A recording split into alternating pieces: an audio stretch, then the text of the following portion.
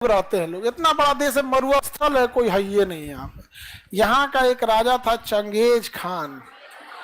पूरी दुनिया में इससे क्रूर शासक कोई नहीं था। समझ में गया। एक बार यहाँ पे आके मिडिल ईस्ट में आके काटा था, इस एरिया में किसी को जिंदा नहीं छोड़ा था। जैसे इसकी कई गो बेटी थी सब, तो उसमें एगो बेटी का बियाह इधर किया था, तो उसके बेटी के हस्बैंड को मार दिया, मतलब इसके दमदा को कोनो मार दिया। दमाद ना हुआ जी, हाँ, तो एक दमाद को कोनो यहाँ मार दिया। ई बमक गया कौन?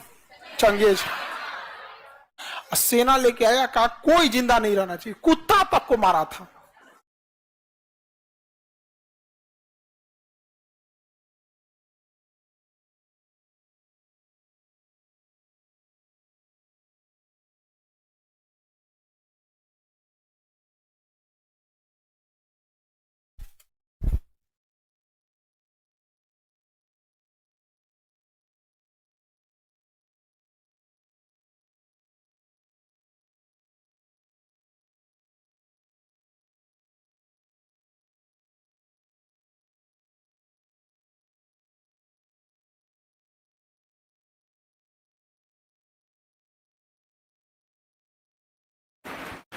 जब ये काटा था ना मध्य एशिया में, तो किसी गर्भवती महिला को जब काटा था तो पेटवा काट के, सर तो काट दिया, पेटवा काट के बच्चा निकाला, उसका भी सरवा काट दिया।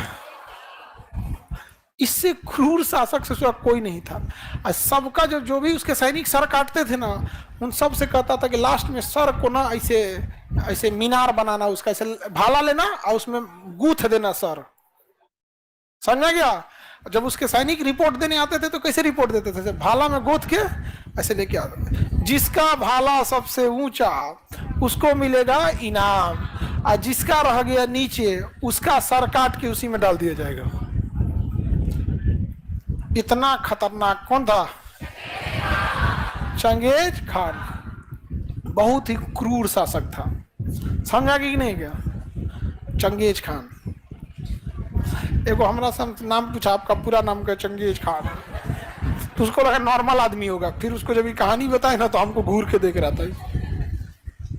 बहुत खतरनाक था चंगेज खान। चंगेज खान की इच्छा थी कि जब मरे तो जहां उसका कब्र में उसे दफनाया जाए, उस कब्र का जगह किसी को ना पता चले। तो जब मंगोलिया में जब इसे दफनाया गया ना, तो 2000 गुलाम उसकी लाश को खींच के ले गए थे सब। और जब दफना के आए सब, तो उन गुलामों के पीछे लगभग 5000 की फौज थी। जब ये गुलाम दफना के आए ना, तो ये फौज वाले मिल के मार डाले सब, पूरे गुलाम मर गया। गुलाम सारे मर गए सब। समझा क्या?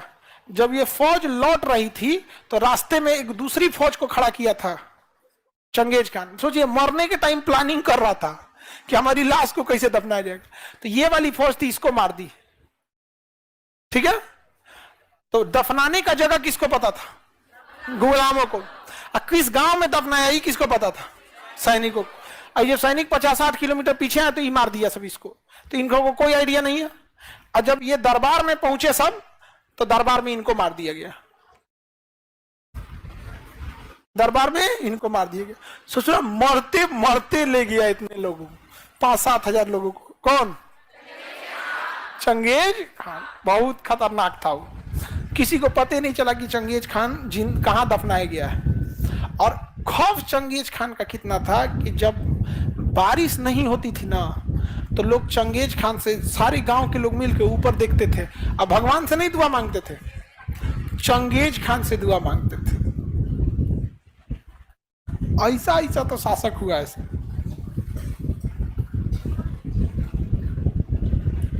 मरने के बाद भी नहीं छोड़ा। हाँ बाबू, चंगेज खान इतना जालिम कोई नहीं था। वो जहां भी मारता था ना, तो बस 2 चीजों को छोड़ता था, गिद्ध सबको ऊपर और नीचे कुत्ता सबको। लेकिन जब इधर मध्य एशिया में मारा था तो कुत्ता को भी नहीं छोड़ा था।